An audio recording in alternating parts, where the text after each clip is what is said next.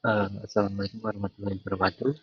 Dengan nama saya Alvin Satra Putra dengan NIM 24040102018 dari kelas CF 702 program studi PJJ Informatika. Pada kesempatan kali ini saya akan presentasikan hasil ujian akhir semester mata kuliah pemrograman bergerak, yaitu aplikasi Smart AI Assistant, implementasi rule-based artificial intelligence pada aplikasi mobile Android berbasis arsitektur MVVM. Ada 6 bagian yang akan saya bahas: uh, latar belakang dan tujuan, arsitektur MVVM, fitur inti Android, background processing, UI UX, serta pengujian, dan ditutup dengan kesimpulan di demo aplikasi. Mari kita mulai dari latar belakang. Penerapan kecerdasan buatan pada aplikasi mobile meningkatkan interaksi pengguna tanpa memerlukan campur tangan manusia secara langsung. Uh, saya memilih kecepatan rule-based karena ringan, bisa berjalan offline dan tidak bergantung pada infrastruktur AI. Uh, Sangat relevan dengan fokus mata kuliah ini pada penguasaan komponen natif Android. Aplikasi ini mengintegrasikan batas pencapaian pembelajaran sekaligus 100%. Fiturnya berjalan offline tanpa API AI berbayar, dan seluruhnya dibangun dengan 5 aktiviti utama pada satu arsitektur MVVM yang sudah terstruktur. Ada 4 tujuan utama pengembangan, yaitu membangun aplikasi dengan arsitektur MVVM yang mudah dipelihara, mengintegrasikan seluruh komponen yang wajib seperti intent, recycle view, room, SQLite, dan retrofit, menerapkan proses latar belakang secara koheren, serta menghadirkan pengalaman pengguna yang bersih melalui material sampling. Aplikasi ini saya bangun dengan 4 lapisan view berisi activity dan fragment yang memberikan data kepada pengguna. Di bawahnya ada view model seperti chat view model yang mengelola status aplikasi lewat live data. View model ini memanggil repository, yaitu chat repository yang bertugas untuk menyatukan sumber data.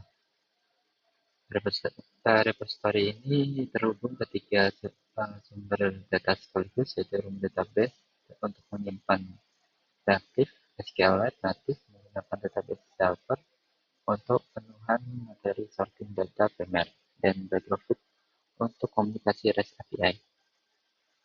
Prinsip utamanya adalah setiap lapisan hanya yang tergantung pada lapisan di bawahnya. View tidak pernah mengakses database secara langsung, semuanya melalui view model dan repository. Untuk navigasi, saya menggunakan explicit intent yang berpindah antar activity, dan implicit intent untuk fitur berbagi aplikasi lewat extension, dan data antar komponen diperlukan melalui bundle baik di level activity maupun fragment agar komponen tetap reusable.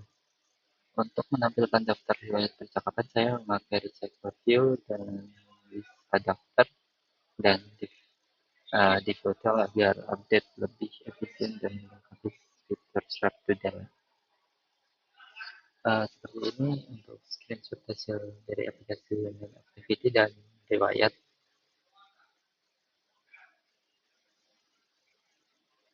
Untuk penyimpanan data, saya menggunakan sistem 3 jalur sekaligus, yaitu from database menyimpan riwayat percakapan secara reaktif dan chat entity, chat DAO, dan flow atau live data. SQLite native saya implementasikan terpisah menggunakan database server, content value, dan cursor untuk operasi code manual. Ini memenuhi materi ROM SQL primer untuk secara eksplisit. Sementara untuk komunikasi ke server, saya memakai retrofit dengan operasi lengkap get, post, put, delete, disertai of HTTP logic bagi interceptor untuk memantau proses request selama pengembangan.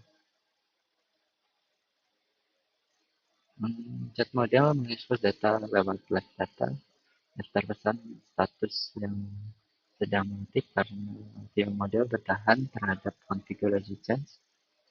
Data di layar tetap konsisten walaupun layar diputar tanpa perlu memuat secara manual.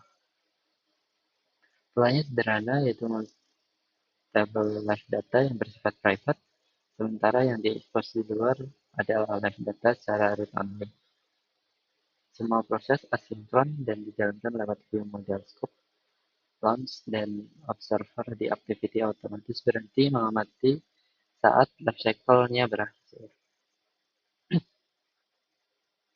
Bagian ini yang paling banyak komponennya, yaitu yang pertama asynchronous task dan asynchronous task loader yang saya gunakan untuk membuat file chat awal secara asinkronus. Kedua yaitu broadcast ke server mendeteksi perubahan koneksi internet secara real-time dan menampilkan banner mode offline.